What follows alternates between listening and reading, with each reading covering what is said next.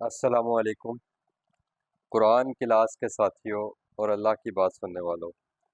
آج ہم سورہ توبہ کی آیت نمبر 60 سے سٹارٹ کرنے جا رہے ہیں۔ اعوذ باللہ من الشیطان الرجیم۔ انما الصدقات للفقراء، بے شک در حقیقت جو صدقات ہیں وہ تو محتاجوں کے لیے ہیں۔ احتیاج سے یہ لفظ ہے محتاج، اور فقیر اس کو کہتے ہیں جس کی کوئی احتیاج ہوتی ہے، یعنی ضرورت مندوں کے لیے، اور وہ اپنی ضرورت کے لیے خود سے ان کے پاس کوئی ایسا مال یا ایسی وسائل نہیں ہوتے، تو اس کے لیے اللہ تعالیٰ نے کہا ہے کہ یہ جو صدقات ہیں نا، جو اللہ کی راہ میں خرچ کیے جانے ہیں، جو فی سبیل اللہ مال جو تم خرچ کرتے ہو، وہ ان کے لیے ہے۔ والمساکین، اور یہ ان لوگوں کے لیے بھی ہے صدقات کا مال جو کہ جن کا کاروبار رک جائے، جن کا روزگار ختم ہو جائے۔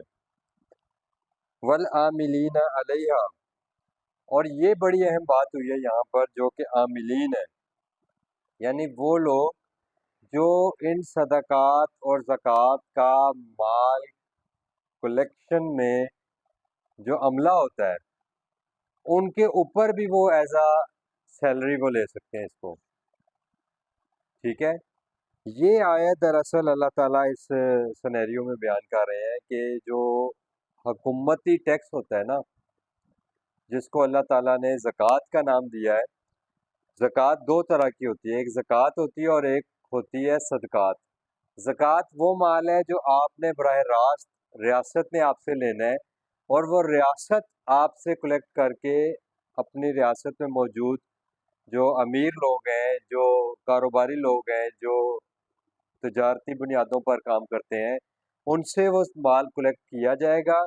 اور پھر ریاست اس کو انسانیت کی اپنی رعایا کی فلاح و بہبود کے لیے خرچ کرے گی۔ اب وہ جو ریاست کے جو ملازمین ہیں جو اس شعبے سے ریلیٹڈ ہیں، اللہ تعالیٰ نے بتایا کہ ریاست کے کسی بھی قسم کے ملازمین جو ریاستی امور سر انجام دیتے ہیں، جن کو آپ گورنمنٹ ملازم کہہ سکتے ہو، ان کے لیے بھی اسی ریاستی ٹیکس میں سے، اسی ریاستی زکوٰۃ میں سے تنخواہ ادا کی جائے گی۔ اور دوسرے صدقات، دوسری قسم صدقات کی وہ ہے جو کہ آپ اپنی مرضی سے بھی کسی کو دے سکتے ہیں، یعنی ریاست بھی وہی کام کرے گی، اور اگر آپ اپنی ثوابدید پر آپ کے پاس کوئی مال ہے، جس کے بارے میں قرآن میں سورہ بقرہ میں پوچھا گیا کہ یسألونک ماذا ینفقون، اے نبی صلی اللہ علیہ وسلم، یہ لوگ آپ سے سوال کرتے ہیں کہ اللہ کے راستے میں کیا خرچ کریں، قل العفو، اے نبی صلی اللہ علیہ وسلم آپ ان کو بتا دیجئے کہ جو مال تمہاری ضرورت سے زائد ہو وہ اللہ کے راستے میں خرچ کرو۔ اور پھر اس کی وہاں پر ایک مکمل لسٹ دی گئی ہے جو کہ آپ کی ثوابدید پر ہے مال خرچ کرنا۔ زکوٰۃ کا خرچ کرنا یہ کسی عام عوام کے اپنی ثوابدید پر نہیں ہے کہ وہ زکوٰۃ کس کو دیں یا کس کو نہ دیں، بلکہ وہ زکوٰۃ کا مال دراصل آج کی اصطلاح میں ٹیکس کا مال ہے۔ وہ ٹیکس ریاست آپ سے کلیکٹ کرے گی، اور اس ٹیکس کے اگینسٹ ریاست آپ کو بنیادی جتنی بھی آپ کی ضروریات ہیں وہ ان کا خیال رکھا جائے گا۔ اور اللہ تعالیٰ نے اس کی تفصیل یہاں پھر بتا دی کہ انما الصدقات للفقراء والمساکین والعاملین علیہا والمؤلفۃ قلوبہم، اور ان لوگوں کی تالیف قلوب کے لیے، یعنی لوگوں کی دلجوئی کے لیے، غریبوں کی دلجوئی کے لیے، وفی الرقاب، اور اگر کوئی شخص جو کسی قسم کی قید میں ہے یا کسی قسم کے قرض میں مبتلا ہے، تو اس کے قرض کی ادائیگی کے لیے بھی اس کو اس کی گردنیں چھڑانے میں، وفی الغارمین، اور یہ تاوان کے طور پر یعنی قرض کے طور پر بھی اس کو ادا کیا جا سکتا ہے، وفی سبیل اللہ، اور اللہ کے راستے میں جہاں کہیں بھی تمہیں کوئی اور بھی مصرف نظر آتا ہے جو کہ انسانیت کی فلاح اور بہبود کے لیے ہوتا ہے، وہ سارے کا سارا مال تم اللہ کو دے رہے ہو، اور لگا کس پر رہے ہو؟ اللہ کے لیے، ان یتیموں، بے سہارا، محتاجوں اور قرض خواہوں کے لیے خرچ کر رہے ہو، وابن السبیل، اور تم اس مال کو لوگوں کو جو سفر میں ہوتے ہیں ان کے اوپر بھی خرچ کرو۔ یہ جو ہمارے ہاں نظام بنایا جاتا ہے روڈز کا،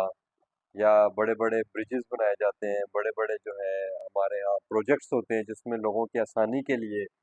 آپ دیکھیں تو شہر کے اندر رنگ روڈز بنائی جاتی ہیں اور انڈر پاسز بنائے جاتے ہیں، اوور ہیڈ برج بنائے جاتے ہیں، تو یہ سارے کس کے اوپر خرچ ہو رہا ہے مال؟ یہ حکومت کا پیسہ دراصل ان سب کاموں کے اوپر خرچ کیا جائے گا۔ یہ اللہ تعالیٰ نے آج سے 1400 سال پہلے ہی پوری انسانیت کو گائیڈ لائنس دے دی تھی۔ اب کیا ہوگا کہ جب یہ پیسہ اس کے اوپر خرچ ہوگا، موٹر ویز بنیں گی، ہائیڈرو پروجیکٹس بنیں گے، یا کوئی بھی اس قسم کا کام ہوگا، تو اس کے لیے اسٹیٹ جو ریونیو ہے وہ کہاں سے جنریٹ کرے گی؟ وہ اللہ تعالیٰ نے بتایا کہ وہ جنریٹ عوام الناس سے ہی ہوگا، لیکن اس عوام میں ان کی حیثیت اور ان کے کاروبار، جس کو آپ کہتے ہو کہ انکم ٹیکس، اس ایک آپ کے یہاں ہوتا ہے ویلتھ ٹیکس، ایک آپ کے اوپر ہوتا ہے گین ٹیکس، تو اس قسم کے ڈفرینٹ اس کو جو ہے نا کیٹیگریز میں تقسیم کر دیا گیا ہے، اور یہ اسٹیٹ یعنی ریاست ڈیسائیڈ کرتی ہے کہ اس نے کہاں سے کتنا جو ہے نا ریونیو جنریٹ کرنا ہے، اور اس سب کے بعد اور اس سب سے پہلے بنیادی طور پر ریاست اپنے ایک سال کا بجٹ ڈیزائن کرتی ہے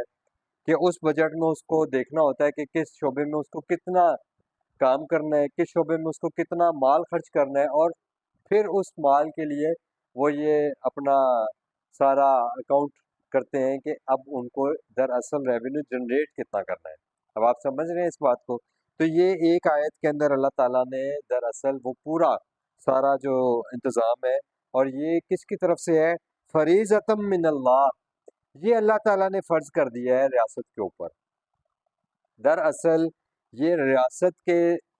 فرائض ہیں سارے، بنیادی طور پر ریاست ایک ماں کی طرح یا ایک باپ کی طرح یا ایک جو کہتے ہیں ہیڈ کے طور پر کام کرے گی، جو سب کو اپنے اس میں لے گی، پروٹیکشن میں۔ ان ریاست میں بسنے والے ہر انسان کی پروٹیکشن کی، اس کی بنیادی ضروریات کی جو ذمہ داری ہے وہ ریاست کے اوپر ہے۔ واللہ علیم حکیم، اور اللہ تعالیٰ ہر بات کے جاننے والے ہیں اور ہر بات کی حکمت سے واقف ہیں۔ یہ اللہ پاک جو آپ کو باتیں بتا رہے ہیں نا، یہاں پر اس آیت کا مطلب یہ ہے کہ اللہ تعالیٰ نے اپنے علم سے تمہیں جو بہترین نظام تھا وہ دے دیا، اور جو حکمت سے بھرپور اسٹریٹجیز آپ کو چاہیے تھی